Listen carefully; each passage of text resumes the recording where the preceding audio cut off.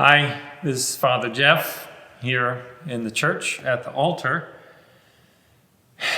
It's almost Christmas, and I wish we could all gather here in the church and share communion and sing our hymns as we normally would do on Christmas Eve. But we're not going to be able to do that this year. But we do have something special planned. This is special plan that our Bishop, Audrey Scanlon, has come up with and approved, and that is the distribution of communion to you for you to receive communion in your homes with your family, or even if you are on your own. We're going to, on the fourth Sunday of Advent, I'm going to consecrate a whole bunch of communion here as part of our regular service on the fourth Sunday of Advent, the 20th. And then distribution of that will begin the next day. If you can't come to us, or if you have health concerns and don't really want to go out, we will arrange to deliver communion to you. If you are able to come on Christmas Eve during the day, and it's going to be from 2 to 4 in the afternoon, we will be distributing the little communion kits from right here in the church, probably actually narthex or maybe in the hallway of the Trost Wing. If you want to just drive up and give us a little call on your phone, when you get here, we can run out and bring the communion kit to you. You don't even have to get out of your car. Here's a little bit of what it's going to look like. Obviously, we would normally have our chalice and paten that we would use to distribute communion in church. Instead, what we've done is we've found these little communion kits, I guess. This is a pre-sealed on both ends. There is, on the one end, bread on the top here. And on the other end, this is real wine. You may have seen something like this that uses grape juice. These use real wine. So when you let us know how many communions you need for Christmas, we'll be counting them out with these little things. When you have them at home, you want to be sure when it's time to receive communion to open the bread first.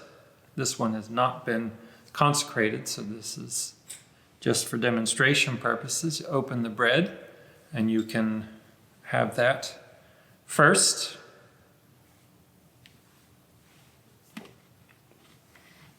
And then you would open the other end, the wine,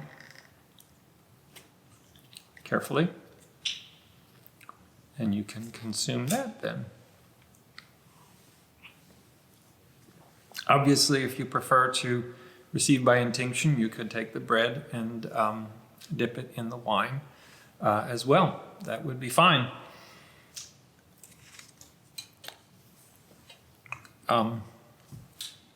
One other thing I do ask in between now and the time when you receive your kit, and this is just going to be a bag, paper bag, that will put the number of these little communion servings in for your household. Just ask that you have a place in your home. I'll call it a special place, a set-aside place. It doesn't have to be fancy. You don't have to, do anything special to it. Just to think about a place where you will store that little bag with the communion until it's time for you to receive. And this is intended to be received by you to be consumed on either Christmas Eve or Christmas Day. And there will be instructions with the kit about how to do that. Here in the church, we have this little spot in the wall over here. We call it an aumbrey. Sometimes they're called a tabernacle, usually if it's built into the altar or the reredos here behind the altar, it's called a tabernacle. And that's where we store our reserve sacrament, that is the bread and wine that has been consecrated, that we hold on to distribute to the sick. So it doesn't have to be as fancy as this brass door over here, but a place where you can set it aside and have it reverently stored until it's time to receive your Christmas communion. Ideally, we would be face to face, and I would be able to place the bread right into your hands and say, the body of Christ, the bread of heaven, and you would be able to receive the wine from our chalice right here in the church. But since that isn't possible, this is our way of being together spiritually and being connected spiritually through Christ for this Christmas celebration this year.